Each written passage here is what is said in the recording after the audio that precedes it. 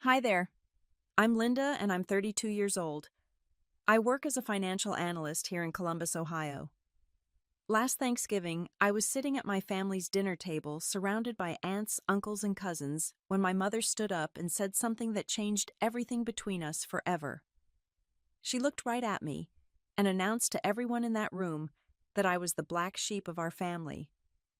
What happened next shocked everyone, including myself. You see, for years I had been the one quietly keeping our family financially afloat, and nobody knew the real truth about who was really supporting whom. Before we dive into this story, I'd love to know where you're watching from today. Drop your location in the comments below, and don't forget to hit that like button and subscribe for more real-life stories. Trust me, what unfolds next will show you exactly why standing up for yourself sometimes means revealing truths that change everything. Growing up in our modest three-bedroom house on Maple Street, I learned early that I would always live in my older brother Marcus's shadow. From the time we were kids, everything revolved around him. Marcus was 3 years older, and he had this natural charisma that drew people to him like moths to a flame. He was the star quarterback on our high school football team, the guy who could walk into any room and instantly become the center of attention. I remember countless Friday nights watching from the bleachers as our parents cheered louder for Marcus than anyone else in the stadium.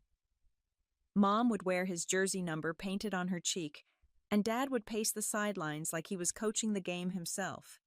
Meanwhile, I sat there with my homework trying to finish my advanced placement assignments by the stadium lights. "Why can't you be more like your brother?" became the soundtrack of my childhood. When Marcus brought home a C+ and a story about making the winning touchdown, my parents celebrated with his favorite dinner. When I brought home straight A's and news about making the debate team, I got a distracted, "That's nice, honey," while they discussed Marcus's college recruitment prospects. The differences between us became more pronounced as we got older. Marcus thrived on social situations, parties, and being the life of every gathering. I preferred books, quiet conversations, and actually thinking before I spoke. Where he saw an audience, I saw solitude. Where he found energy in crowds, I found peace in libraries. During my junior year of high school, I was named class valedictorian. I spent weeks crafting a speech about perseverance and finding your own path. The night before graduation, Mom and Dad were more concerned about getting good photos of Marcus walking across the stage than they were about my speech. "Just don't talk too long, Linda," Mom said while adjusting Marcus's cap. "People want to get to the reception." I delivered that speech to a distracted audience watching as relatives whispered among themselves and checked their phones. When I finished, there was polite applause. When Marcus's name was called 20 minutes later, our entire family section erupted in cheers and whistles. That moment taught me something important about my place in our family hierarchy. College planning revealed even more about where our parents' priorities lay. Marcus got accepted to Ohio State with a partial football scholarship, and suddenly our house became planning central for his future. Mom spent hours researching dorm room essentials and meal plans. Dad talked endlessly about tailgating season and how proud he was to have a Buckeye in the family. When it came time for my college applications, the conversation was completely different. "Community college is a smart financial choice," Dad explained when I asked about four-year universities. "You can get your basics done for half the price." What he didn't say, but what I understood perfectly, was that there wasn't money for both of us to have the full college experience. So while Marcus headed off to Columbus with a new laptop, a mini fridge, and enough spending money to last a semester, I enrolled at the local community college and took a job at the campus bookstore. I worked Tuesday and Thursday evenings, plus weekend shifts, just to cover my textbooks and gas money. Despite the challenges, I threw myself into my studies with a determination that surprised even me. Community college might not have had the prestige of a four-year university, but I was going to make the most of every opportunity it offered. I joined the Honor Society, tutored struggling students in mathematics, and maintained a perfect 4.0 grade point average. Working at the bookstore turned out to be a blessing in disguise. Mrs. Peterson, the manager, had a background in business and took me under her wing. She taught me about inventory management, profit margins, and basic accounting principles. More importantly, she saw potential in me that my own family had overlooked for years. "You have a natural head for numbers, Linda," she told me one afternoon as I balanced the register with perfect accuracy for the 15th day in a row. "Have you considered studying finance or accounting?" Until that moment, I had been planning to transfer into education, thinking teaching was a safe, practical choice. But Mrs. Peterson's suggestion planted a seed that would eventually change my entire life trajectory. Meanwhile, Marcus was living it up at Ohio State. His social media posts showed constant parties, football games, and what looked like an endless stream of fun activities. The few times he called home, it was usually to ask for more money or to share some exciting story about campus life. Our parents hung on every word, living vicariously through his college experience. But something was changing in those conversations. By his sophomore year, Marcus's calls became less frequent and more focused on financial needs. "The meal plan doesn't cover everything," he'd explain. "And textbooks are way more expensive than we thought." Dad would grumble about the costs, but somehow the money always appeared. During my second year at community college, I transferred to a 4-year university with an excellent business program. I had saved enough money from my bookstore job to cover the first semester, and I qualified for several academic scholarships based on my grades. For the first time in my life, I felt proud of something I had accomplished entirely on my own.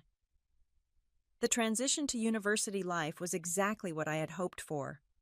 My professors challenged me in ways I hadn't expected, and I discovered that I had a real talent for financial analysis. I could look at a company's financial statements and spot trends that other students missed. Numbers told stories, and I was becoming fluent in their language. During my junior year, I landed an internship at a regional investment firm. The work was demanding, but I loved every minute of it. I was analyzing market trends, preparing reports for senior analysts, and learning about portfolio management from professionals who actually respected my opinions. For 8 hours a day, I wasn't the overlooked younger sibling. I was Linda the intern, with the sharp analytical mind and strong work ethic.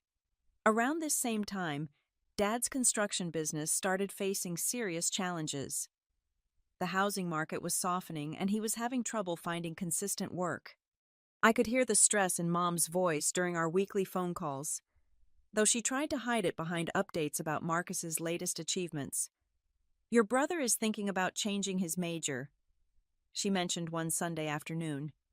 "He's not sure engineering is the right fit." What she didn't say was that Marcus had already changed majors twice and was now in his 5th year with no clear graduation date in sight. 3 months later, I got a tearful phone call from Mom. "Honey, I hate to ask, but we're having some trouble with the mortgage payment this month.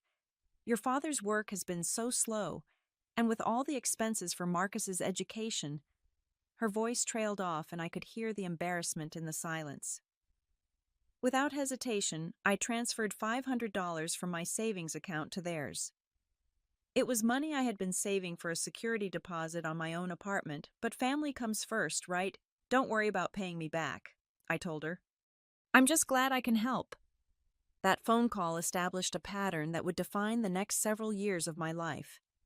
Every few months there would be another crisis, another emergency, another situation where my family needed financial help. And every time I stepped in without question. After graduation, I was offered a full-time position at the investment firm where I had interned. The salary was more money than I had ever imagined making, especially for someone just starting their career. I found a small apartment downtown, bought my first professional wardrobe, and finally felt like I was building the independent life I had always wanted. Marcus, meanwhile, had dropped out of Ohio State during the spring semester of what should have been his senior year. The official story was that he needed to find himself and figure out what he really wanted to do with his life. The reality, as I pieced together from various family conversations, was that his grades had dropped so low that he was facing academic probation. He moved back into his childhood bedroom, which didn't sit well with anyone in the house. At 24 years old, Marcus was used to the freedom of college life, and living under our parents' roof again created constant tension. He would sleep until noon, play video games most of the afternoon, and go out with friends in the evening. When Dad suggested he get a job, Marcus claimed he was networking and looking for the right opportunity. 6 months after I started my career, Dad's construction business failed completely. A large client declared bankruptcy, leaving Dad with $30,000 in unpaid invoices and no way to recover the money. He had to let go of his 2 employees and sell most of his equipment just to pay outstanding debts. The phone call came on a Tuesday evening. Mom was crying before she even said hello. "Linda, we don't know what we're going to do. The bank is talking about foreclosure, and your father is so proud to ask for help, but I don't see any other choice." I had been expecting this call for months. The signs had been obvious to anyone paying attention. I had already researched refinancing options and had a plan ready. "Mom, how much do you need to catch up on the mortgage?" I asked, pulling out a notepad to take notes. $3,000 would bring us current, but honey, we can't ask you to," she started. "You're not asking. I'm offering. I'll transfer the money tonight." And I did.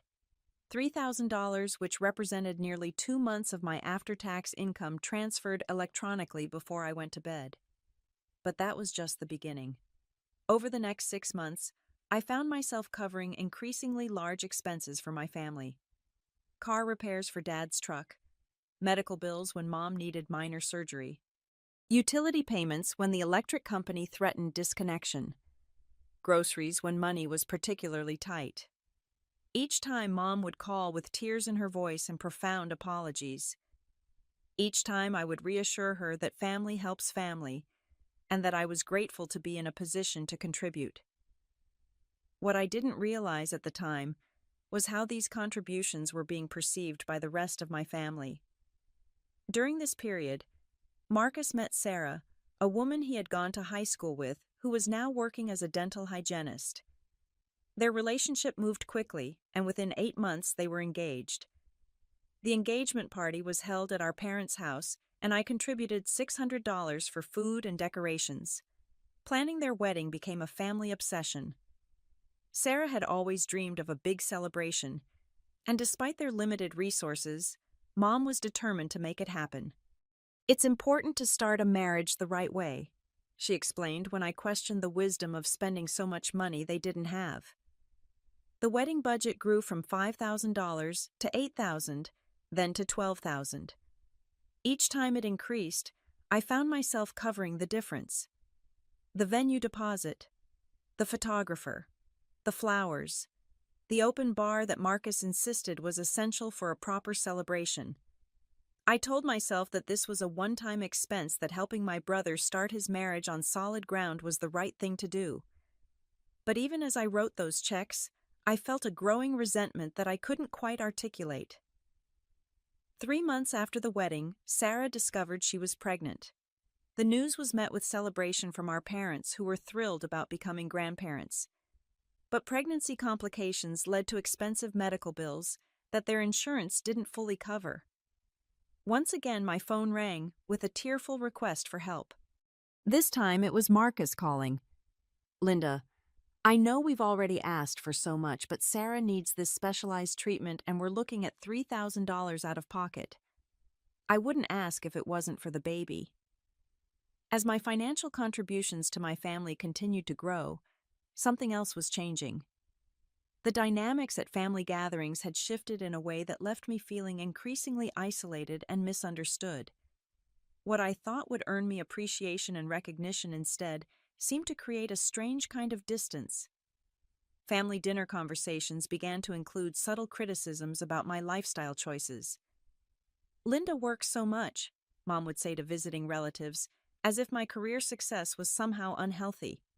"We worry that she's becoming too focused on money and not enough on relationships." The irony was devastating. Here I was, sacrificing my own financial security to support my family, and somehow I was being characterized as someone who cared too much about money. When I tried to participate in conversations about Marcus and Sarah's future plans, my suggestions were dismissed as being too practical or not understanding what it's like to have a family. During one particularly memorable Sunday dinner, Uncle Bob made a joke about me being the corporate robot of the family.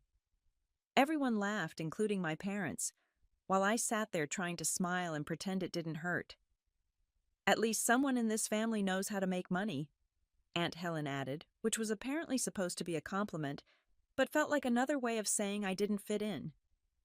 Marcus, meanwhile, was struggling to find his place in the working world. He would get excited about job opportunities, interview well because of his natural charisma, but then struggle with the day-to-day realities of showing up consistently and meeting deadlines. He went through 3 different jobs in his first year of marriage each time, with a story about unreasonable bosses or workplace politics. After each job loss, there would be a period of financial stress for Marcus and Sarah, which inevitably led to another phone call asking for help with rent or car payments. I found myself providing what amounted to unemployment benefits for my own brother, covering their basic expenses while he looked for the next opportunity. Around this time, I met Tom at a professional networking event. He was a software engineer with a great sense of humor and a refreshing perspective on work-life balance. We started dating, and for the first time in years, I had something in my life that was completely separate from my family's ongoing drama. Tom was puzzled by the amount of financial support I provided to my family. "Don't get me wrong," he said one evening after I had to cancel our dinner plans to deal with another family financial crisis. "It's generous that you help them, but it seems like they've become pretty dependent on your assistance."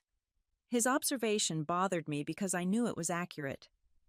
What had started as emergency help had become routine support. My family's budget apparently included my contributions as a regular income source, which meant they never had to make the difficult decisions that might lead to long-term financial stability. But whenever I raised questions about this pattern, I was made to feel selfish and ungrateful. "We're family," Mom would say. "Family takes care of each other. I'm sorry you see it as a burden." The guilt was overwhelming. Here were people I loved struggling with real financial challenges, and I was in a position to help. How could I be anything but grateful for the opportunity to give back to the people who had raised me and supported me through my childhood? What I couldn't see at the time was how this dynamic was affecting the way my family viewed and treated me. Instead of being seen as a generous daughter and sister, I was becoming the family ATM. My opinions mattered less, because my primary value was financial. My own goals and dreams became secondary to everyone else's immediate needs. The breaking point came when Marcus crashed Mom's car while driving under the influence. He wasn't seriously injured, but the car was totaled and there were legal fees to consider. The drinking had been an open secret for months, but this incident forced everyone to acknowledge that Marcus had a real problem. Instead of addressing the underlying issue, the family's response was to focus on the immediate financial consequences. How would Mom get to work without a car? How would they pay for Marcus's legal representation? How would they manage with one less vehicle? Once again, I found myself stepping in to solve problems that weren't really my responsibility. I helped Mom buy a reliable used car and contributed to Marcus's legal fees. But this time, something inside me had shifted. I was beginning to question whether my help was actually helping anyone in the long run. The Thanksgiving that would change everything started like any other family gathering. I arrived at my parents' house with expensive wine, thoughtful gifts for everyone, and my usual willingness to contribute whatever was needed to make the day special. I had learned over the years that bringing nice things helped smooth over any awkwardness about my role as the family's financial contributor. Marcus was already there, looking hungover and disheveled on the living room couch. He had been living back at home for 3 months after his marriage to Sarah fell apart. The official story was that they were taking some time to work things out, but I knew from Mom's worried phone calls that Sarah had finally gotten tired of Marcus's drinking and unreliability. As relatives began arriving, I noticed the familiar pattern of conversations developing. Everyone wanted to hear about Marcus's latest job prospects, and offer encouragement about his future. Several aunts and uncles made a point of telling him how much potential he had and how sure they were that things would work out for him. My own life updates were met with polite interest but little enthusiasm. When I mentioned a promotion at work, Uncle Bob joked about me climbing the corporate ladder. When I talked about a vacation I was planning, Cousin Jennifer asked why I was traveling alone and whether I was ever going to settle down like normal people. The questions about my personal life had become more pointed over the years. At 32, I was apparently reaching an age where my single status was becoming a source of family concern. Never mind that I was financially independent, professionally successful, and generally happy with my life. The fact that I wasn't married with children meant something must be wrong with me. "We just worry that you're missing out on what's really important," Aunt Helen explained during the appetizer course. "Career success is nice, but family is what really matters in the end." I wanted to point out that I had been prioritizing family for years, just in a different way than they recognized. Every month for the past 4 years, I had been sending money home. Every crisis had been solved with my financial assistance. Every family celebration had been enhanced by my contributions. But apparently, none of that counted as putting family first. As we sat down for dinner, the conversation naturally turned to Marcus's situation. Mom gave a detailed update about his job search, emphasizing how hard he was working to get back on his feet. She talked about his interviews and the positive feedback he had been receiving from potential employers. What she didn't mention was that Marcus had been fired from his last job for showing up drunk, or that his job search consisted mainly of scrolling through online listings while lying on the couch. She also didn't mention that I'd been covering his car insurance and cell phone bills for the past 2 months. "We're just asking everyone to keep Marcus in your prayers," Mom said, looking around the table at our extended family. "He's going through such a difficult time and he needs all the support we can give him." The irony was almost too much to bear. Here was my mother asking for prayers and support for Marcus, while I sat there silently funding his basic living expenses. I was providing actual tangible support, but somehow that wasn't worth mentioning or acknowledging. After dinner, as we gathered in the living room for dessert, the conversation took an even more uncomfortable turn. Relatives began sharing memories of our childhood, comparing Marcus and me in ways that consistently painted him as the warm, personable family member and me as the distant, ambitious one. "Linda was always so serious," Aunt Helen remembered. "Even as a little girl, she was more interested in her books than in playing with other children. Marcus, on the other hand, could make friends with anyone," Uncle Bob added. "He's got such a good heart, always thinking about other people." I sat there eating my pie and listening to my family construct a narrative about our personalities that completely ignored reality. Marcus, who had been financially dependent on me for years, was the one who thought about other people. I, who had been quietly supporting everyone, was the selfish one who only cared about books and career advancement. Then came the moment that would change everything between my family and me forever. Mom stood up from her chair holding her coffee cup and looked around the room at all our relatives. She had that expression on her face that I had learned to recognize over the years, the one that meant she was about to make some kind of important announcement. "You know," she began, her voice carrying easily across the quiet room, "I've been thinking a lot lately about how different my children are from each other." She paused, taking a sip of her coffee, completely unaware that she was about to detonate a bomb in the middle of our family gathering. "Marcus has always been the heart of this family," she continued, gesturing toward my brother, who was sitting on the couch, looking uncomfortable with the attention. "He's warm, he's caring, he thinks about other people before himself. He's everything we could have wanted in a son." The relatives nodded in agreement, smiling at Marcus, who managed a weak smile in return. I felt my stomach begin to tighten, sensing where this speech was heading, but hoping I was wrong. "Linda, on the other hand," Mom said, turning to look directly at me, "has always been the black sheep of this family." The words hit me like a physical blow. I felt my face flush hot, and for a moment I couldn't breathe. Around the room I saw relatives nodding thoughtfully, as if Mom had just articulated something they had all been thinking but were too polite to say. She's just so different from the rest of us.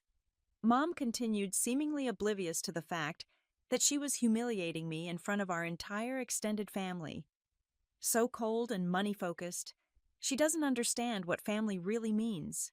The irony was so overwhelming that I almost laughed. Here I was, the person who had been quietly supporting this family financially for years, being publicly characterized as someone who didn't understand what family means. The woman who had been funding their mortgage payments, covering their emergencies, and bankrolling their celebrations was being called cold and money-focused. But something strange happened in that moment. Instead of the usual shame and hurt I felt when my family criticized me, I felt something entirely different. I felt angry. Not the quiet, suppressed anger I'd been carrying for months, but a clean, clear fury that cut through years of guilt and confusion. I stood up slowly, setting my dessert plate down on the coffee table with deliberate precision. The room had gone completely quiet, with everyone staring at me, probably expecting me to apologize or defend myself or run out of the room in tears. Instead, I looked my mother directly in the eyes and smiled. It wasn't a friendly smile or a nervous smile. It was the smile of someone who had finally reached their breaking point and was about to reveal a truth that would shock everyone in that room. "Perfect," I said, my voice calm and steady, despite the adrenaline coursing through my system. "Then stop using my money to stay afloat." The silence that followed was deafening. I watched as my mother's face went completely blank, her coffee cup suspended halfway between the table and her lips. Around the room, relatives were looking back and forth between Mom and me, trying to process what I had just said. The silence stretched on for what felt like hours, but was probably only seconds. I could see the wheels turning in Mom's head as she tried to figure out how to respond to what I had just said.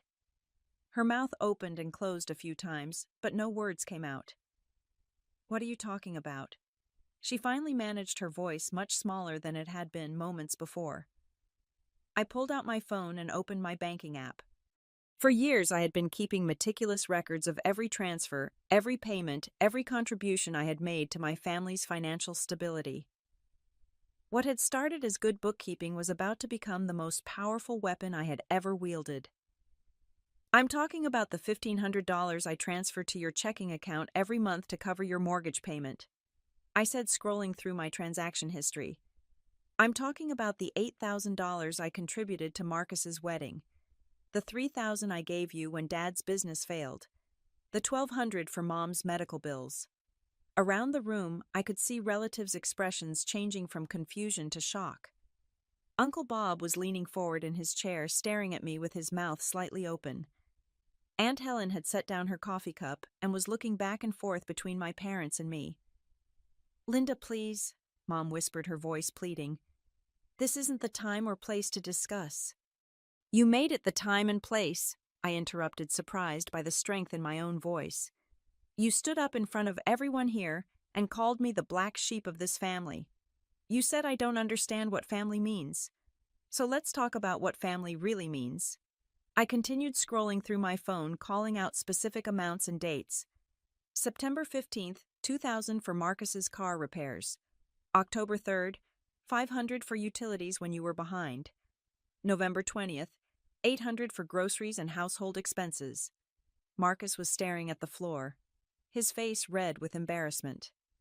I realized that some of these contributions had probably been presented to him as gifts or support from our parents, not as money that came directly from my bank account.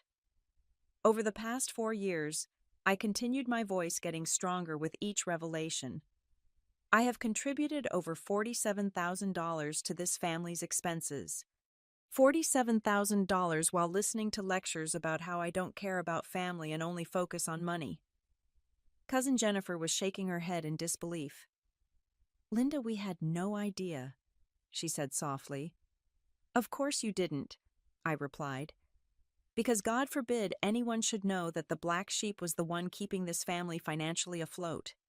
It's so much easier to maintain the narrative that Marcus is the caring one and I'm the selfish career woman."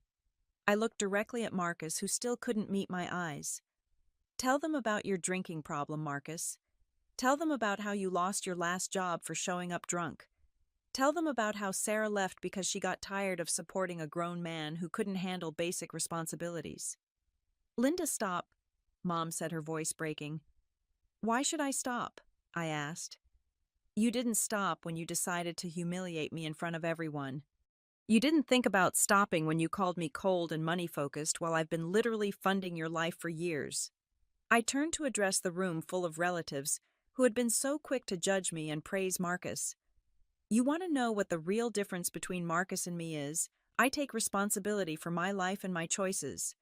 I work hard, I pay my bills, and when my family needs help, I provide it without being asked and without expecting recognition. Marcus, on the other hand, is a 35-year-old man who has never successfully supported himself. His idea of taking care of family is letting his little sister pay for everything while he gets praised for his good heart. The truth was spilling out of me like water from a broken dam. Years of suppressed resentment, months of swallowed criticism, and decades of being misunderstood were all coming to the surface at once. So if being responsible makes me the black sheep, I said, looking around the room at all the shocked faces, then I'm proud to be different from all of you. I wasn't finished. 4 years of frustration had built up to this moment, and I was going to make sure everything was said that needed to be said. I turned back to my phone and began reading off more specific examples, each one landing like another blow to my family's carefully constructed narrative. Let me tell you about some of the other ways this black sheep has supported her family. I continued, my voice steady and clear. Last Christmas, when everyone was praising Marcus for his thoughtful gifts, I was the one who paid for them. The watch he gave Dad, the necklace he got Mom, the toys for Cousin Amy's kids. $600 charged to my credit card. Aunt Helen gasped audibly. Uncle Bob was staring at Marcus with a completely different expression than he had worn earlier in the evening. And let's talk about this house, I said, gesturing around my parents' living room. The same house where I'm being called the black sheep, while sitting at a table I helped pay for. When you needed a new roof last spring, where did the $3,000 down payment come from? When the furnace died in January, who covered the emergency repair? Dad was slumped in his chair, looking older than I had ever seen him. For the first time in this entire confrontation, he spoke up. Linda, we're grateful for everything you've done, but are you? I interrupted. Because gratitude usually doesn't come with public humiliation. Gratitude doesn't involve characterizing the person who's been supporting you as cold and money-focused. I turned to Marcus, who was finally looking at me, though his eyes were filled with shame rather than the usual entitlement I was accustomed to seeing. And you? I said, pointing directly at him. You've been living rent-free in this house for 3 months, eating food I helped pay, for driving a car I helped repair, using utilities I helped cover. And not once have you said thank you. Not once have you acknowledged where any of it comes from. Instead, you sit there while everyone talks about what a good heart you have and how much potential you're wasting. You know what you're actually wasting: my money, my time, my energy, my willingness to keep pretending that this family dynamic is normal or healthy. I could see tears forming in Mom's eyes, but I felt no sympathy. She had created this situation with her public declaration, and now she was going to hear the complete truth about the family finances she had been hiding from everyone. Here's what's going to happen, I announced, addressing the entire room. Effective immediately, the Bank of Linda is permanently closed. No more mortgage assistance, no more emergency funds, no more covering Marcus's basic living expenses while he finds himself. The silence was deafening. I could practically hear the gears turning in everyone's heads as they processed what this would mean for my parents' financial situation. But Linda, Mom started, her voice desperate. We can't manage without my help, I finished. Then maybe you should have thought about that before you decided to publicly humiliate the person who's been keeping you afloat. I grabbed my purse and jacket from the chair where I had left them hours earlier, when I had arrived as the dutiful daughter ready to contribute to another family celebration. I'm done being the black sheep, I said, looking around the room one final time. I'm done being the family member who doesn't understand what family means. I'm done funding a group of people who think so little of me that they'll insult me in front of everyone while spending my money. As I headed toward the door, I turned back to deliver one final message. You want to know what the real difference is between Marcus and me? I'm going to walk out of here tonight and go build a life surrounded by people who actually value me. Marcus is going to stay here and figure out what it's like to be an adult without his little sister's financial support. I walked out the door while my entire extended family sat in stunned silence, probably wondering how the evening had gone from a normal Thanksgiving dinner to the complete destruction of our family's financial arrangement. The weeks that followed my Thanksgiving confrontation were unlike anything I had ever experienced. For the first time in 4 years, my phone wasn't ringing constantly with requests for financial help. For the first time since I had started my career, my paycheck was actually mine to spend as I chose. The silence from my family was initially overwhelming. I had become so accustomed to being needed, even if that need came with criticism and disrespect, that the sudden absence of crisis phone calls left me feeling strangely empty. But as the days passed, that emptiness was replaced by something I hadn't felt in years' freedom. Mom called first exactly 6 days after Thanksgiving. Her voice was small and apologetic, completely different from the confident tone she had used while humiliating me in front of our relatives. "Linda, honey, we need to talk," she began. "I think there were some misunderstandings at dinner, and we should clear the air." "There weren't any misunderstandings, Mom," I replied calmly. "You called me the black sheep of the family in front of everyone, and I told you exactly how I felt about that. Everything is perfectly clear." "But sweetheart, you know we love you. You know we appreciate everything you've done for us. I just think sometimes you take things the wrong way." The conversation continued for 20 minutes, with Mom alternating between apologizing for hurting my feelings and trying to minimize what had actually happened. She kept referring to my reaction as an over-response and suggesting that I had misinterpreted her comments. What she didn't do was acknowledge the reality of how dependent they had become on my financial support, or recognize that calling me cold and money-focused while literally living off my money was deeply hypocritical. Marcus's approach was completely different. His phone calls were angry and accusatory, as if I had somehow betrayed him by revealing the truth about our family's finances. "You didn't have to embarrass me in front of everyone," he said during one particularly heated conversation. "You could have talked to me privately if you had a problem with how things were going." "I tried talking to you privately for months," I replied. "I tried suggesting that maybe you should look into treatment for your drinking. I tried encouraging you to find steady employment. I tried having reasonable conversations about boundaries and expectations. None of that worked. So you decided to humiliate me instead." The lack of self-awareness was staggering. Marcus genuinely seemed to believe that he was the victim in this situation, that my decision to stop funding his lifestyle was somehow an attack on him personally. During this same period, something wonderful was happening in other areas of my life. Tom and I were spending more time together, and without the constant stress of family financial crises, I was able to be more present in our relationship. We took weekend trips that I didn't have to cancel for emergencies. We made dinner plans that didn't get interrupted by desperate phone calls. "You seem different," Tom observed one evening as we walked through downtown after a movie. "More relaxed, more yourself." He was right. For years I had been carrying the weight of my family's financial problems on my shoulders, and I hadn't realized how much that burden was affecting every other aspect of my life. Without that constant stress, I felt lighter, more confident, more able to focus on my own goals and dreams. At work, my productivity increased dramatically.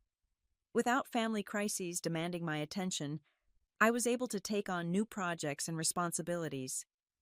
My supervisor noticed the change and began discussing opportunities for advancement that I had never considered possible. But the most significant change was in how I viewed myself. For the first time in my adult life, I wasn't defining my worth by how much I could give to other people. I wasn't measuring my value by my ability to solve everyone else's problems. I was learning to appreciate my own achievements and to prioritize my own happiness. 3 months after Thanksgiving, I received a call that changed everything. Mom was crying, but this time it wasn't the manipulative tears I had grown accustomed to. These were tears of genuine desperation. "Linda, we're going to lose the house," she said. "We can't make the mortgage payments without your help, and the bank has started foreclosure proceedings. Your father is talking about declaring bankruptcy." For a moment, I felt the familiar pull of guilt and responsibility. These were my parents, the people who had raised me, and they were facing a real crisis. Every instinct I had developed over the past 4 years was telling me to step in and fix the problem. But then I remembered the feeling of sitting in that living room being called the black sheep while surrounded by people who had no idea how much I had sacrificed for my family. I remembered the years of criticism disguised as concern, the constant implications that something was wrong with me for being successful and independent. "I'm sorry to hear that," I said, and I meant it. "But this is exactly the kind of situation that adults have to figure out for themselves." "But Linda, we're your family. We need you. You needed me for 4 years, and during that entire time I was made to feel like an outsider in my own family. You can't have it both ways, Mom. You can't call me the black sheep and then expect me to act like a devoted daughter when it's convenient for you."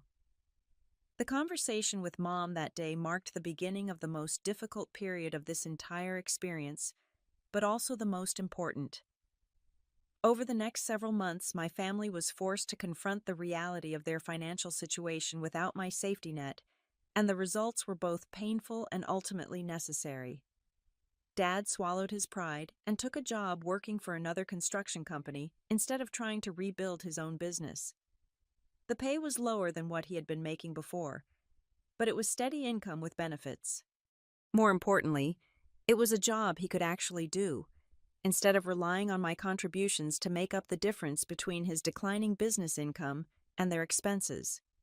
Mom picked up additional hours at the department store where she had been working part-time. She also started looking seriously at their monthly budget-cutting expenses that had seemed necessary when they had my financial support, but were actually luxuries they couldn't afford. Most significantly, they downsized their living situation. The 4-bedroom house where I had grown up was too expensive for them to maintain on their actual income, and without my help, they couldn't pretend otherwise. They sold it and moved into a smaller apartment that they could afford with their combined salaries. Marcus faced the most dramatic changes. Without free housing and my financial support, he was forced to confront his drinking problem and his pattern of avoiding responsibility. The transition wasn't smooth. He went through several more job losses and had to move in with a friend when our parents downsized. But something interesting happened around month 6 of this new arrangement. Marcus got into a treatment program and started taking his sobriety seriously. He found a job at a warehouse that wasn't glamorous, but provided steady income and health insurance. For the first time in years, he was supporting himself. During this period, I maintained minimal contact with my family. I wasn't angry anymore, but I also wasn't ready to rebuild relationships that had been based on financial dependency and mutual resentment.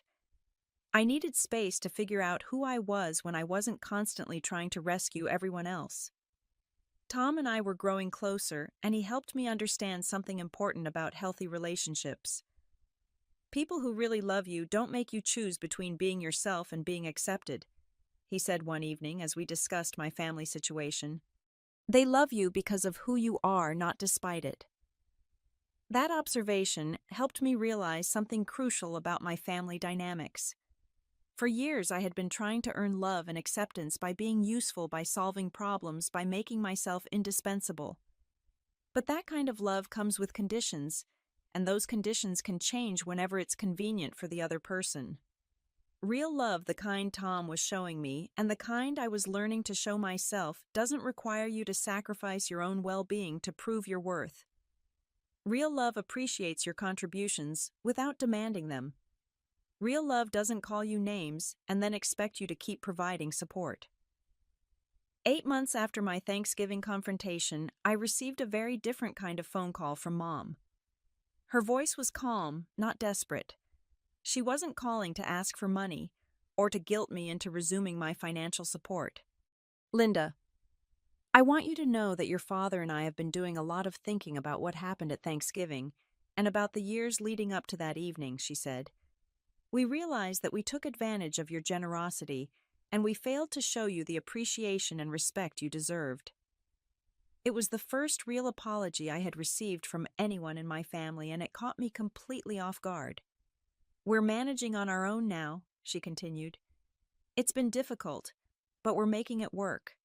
Marcus is doing better too. He's been sober for 4 months and he's keeping his job. I think maybe we all needed to learn how to take care of ourselves instead of depending on you to solve our problems. The conversation lasted for over an hour, and for the first time in years, I felt like I was talking to my mother rather than to someone who saw me primarily as a financial resource. She asked about my work, my relationship with Tom, my plans for the future. She listened to my answers without trying to redirect the conversation back to family problems or needs. Most importantly, she acknowledged something that I had never expected to hear from her. You were never the black sheep, Linda. You were the strongest one, and instead of celebrating that, we resented it. We made you feel like something was wrong with you for being successful and independent, when we should have been proud of the woman you became. A full year after that life-changing Thanksgiving dinner, I found myself in a completely different place, both literally and emotionally. Tom and I had moved in together, and I was learning what it felt like to be in a relationship built on mutual respect and genuine affection rather than obligation and guilt. My career had flourished without the constant distraction of family financial crises. I had been promoted to senior analyst and was working on some of the most challenging and interesting projects of my career. More importantly, I was able to enjoy my success without feeling guilty about it or defensive about my choices. The relationship with my family had slowly begun to rebuild, but on completely different terms. We talked regularly now, but the conversations were about genuine interest in each other's lives, rather than requests for help or criticism disguised as concern. When we got together for holidays or special occasions, I was included as a valued family member, rather than treated as an outsider who happened to be useful. Marcus and I had the most difficult relationship to repair, but even that had improved significantly. His sobriety had given him a clarity about our family dynamics that he had never had before, and he eventually called to apologize for the years of taking my support for granted. I never said thank you, he admitted during one particularly honest conversation. Not once in 4 years did I acknowledge what you were doing for me. I was so caught up in feeling sorry for myself that I couldn't see how much you were sacrificing to help me. The apology meant a lot, but what meant even more was seeing him actually take responsibility for his own life. He was still working at the warehouse, but he had been promoted to a supervisory position. He was dating someone new, a woman who appreciated his efforts to stay sober and build a stable life. For the first time since high school, Marcus was someone I could actually respect. Dad had perhaps changed the most of anyone. Working for someone else instead of trying to run his own business had been humbling, but it had also relieved him of enormous stress. He seemed healthier and happier than he had in years, and he had developed a new appreciation for the security that comes with steady employment and living within your means. I used to think that asking for help meant I was failing, he told me during one of our monthly dinner visits. But I realize now that the real failure was letting my pride put so much pressure on you. You shouldn't have had to carry the burden of keeping this family afloat. Mom had returned to school to get her certification as a medical assistant, and she was working at a doctor's office where she felt valued and productive. The financial stress that had dominated our family life for years was gone, replaced by the satisfaction that comes from being self-sufficient. But the most important change was in how I viewed myself and my relationships. I had learned to set boundaries without feeling guilty about them. I had discovered that real love doesn't require constant sacrifice to maintain. I had found the confidence to prioritize my own happiness without apologizing for it. Tom proposed on a Saturday morning in our kitchen while we were making breakfast and planning our weekend. It wasn't a grand gesture or a public display, just a quiet moment between two people who had found something genuine together. "I love that you know who you are," he said as he slipped the ring onto my finger. "I love that you stand up for yourself. I love that you're strong enough to walk away from people who don't treat you well, even when those people are family." Looking back on that Thanksgiving confrontation, I realized that it had been the most important moment of my adult life, even though it had felt like everything was falling apart at the time. Sometimes you have to be willing to lose everything you think you want in order to find what you actually need. I had spent years trying to earn my family's love and acceptance by being useful, by solving their problems, by making myself indispensable. But that kind of relationship isn't sustainable, and it isn't healthy for anyone involved. The real lesson wasn't about money or family dynamics or setting boundaries, although all of those things were important. The real lesson was about self-respect and the courage to demand that the people in your life treat you with the same consideration you show them. Being called the black sheep had hurt because it confirmed my deepest fear that I didn't really belong in my own family. But what I learned was that belonging isn't something you earn by changing yourself to fit other people's expectations. Belonging is something you create by finding people who appreciate you for who you actually are. Today, I have relationships built on mutual respect rather than financial dependency. I have a career that challenges and fulfills me. I have a partner who loves me for my strength rather than resenting me for it. And I have a family that finally understands the difference between taking care of each other and taking advantage of each other. The black sheep label that once hurt so much has become a source of pride. If being different from people who expect others to fund their irresponsibility makes me the black sheep, then I'm exactly where I belong. Have you ever been in a situation where you had to choose between keeping the peace and standing up for yourself? How did you handle family members who took your generosity for granted? I'd love to hear your stories in the comments below. If this story resonated with you, please give it a like and subscribe for more real-life experiences about setting boundaries and finding your worth. Share this with someone who might need to hear that it's okay to put yourself first sometimes. Thank you for listening to my story. And remember that your value isn't determined by how much you're willing to sacrifice for people who don't appreciate you. Until next time, keep standing up for yourself and building relationships that celebrate who you are.